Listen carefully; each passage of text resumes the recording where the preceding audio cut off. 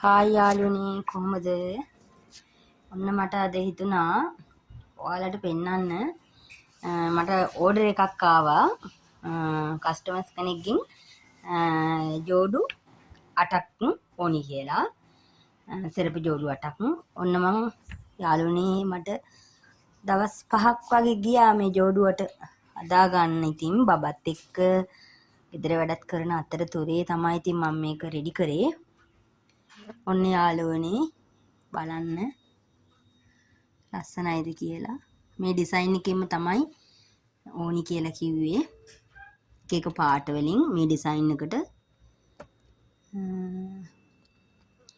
ඔන්න ඉතින් මට හිතුණා ඕගොල්ලන්ටත් මේක පෙන්නලා මේක පැක් කරගන්න.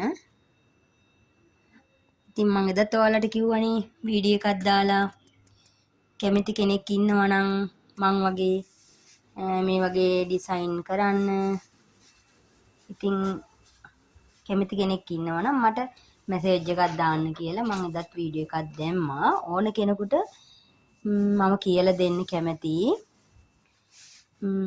ඉතින් ඇත්තටම හරි හොඳයි මේ වගේ දෙයක් ඉතින් අපි කරලා බලන්න. ඉතින් මට ඇත්තටම සතුටුයි. මට මේක තමයි මගේ මේ පළවෙනිම මෙච්චර මේ ඕඩර් එකක් ආවේ.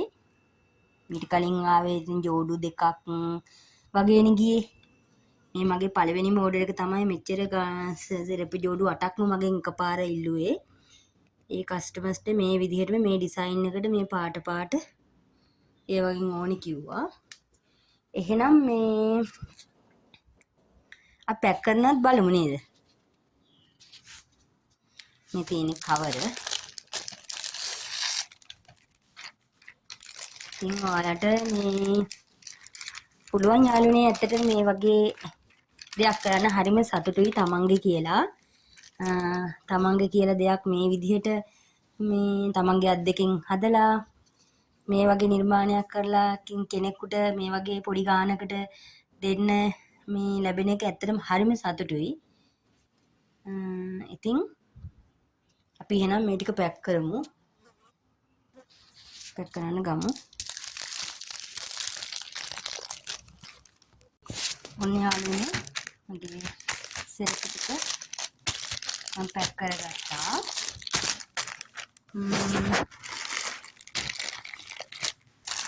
හරිම සතුටු දවසක් ඉතින්. තමන්ගේම කියලා පොඩි ව්‍යාපාරයක් පටන්ගෙන මේ විදිහේ කස්ටමර්ස් කෙනෙකුට මේ වගේ පොඩි ඕඩර් එකක් ඉතින් දුන්නාම හරිම සතුටින් තමයි මම මේ දේ කරේ. මේ සයිස් 5 තමයි ඉල්ලුවේ. 5ෙන්ම තමයි මේ ජෝඩුවටම. එහෙනම් ඔන්න මගේ ලස්සනට මම ඩිසයින් කරපු සෙරපි ටික අද යනවා.